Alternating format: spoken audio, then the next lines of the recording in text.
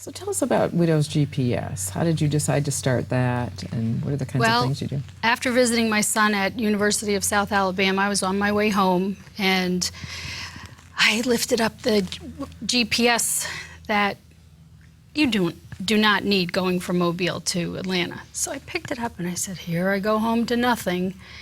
And that's how I felt. And I said, Widows GPS, providing guidance, power, and support.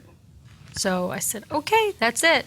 The Holy Spirit, I believe, brought it to me, and that's how it started. And I created a website and started doing different things. And I just want to help other widows. And I've been a liaison for many churches who want to reach out on a particular weekend. And so we've helped different widows from 85 to 25, you know. And these churches, some of them are finding me through Googling, you know, because a lot of beautiful church groups search for an avenue to reach out to the community, and widowhood comes up because they have mothers. So they know, many of them know what a widow is.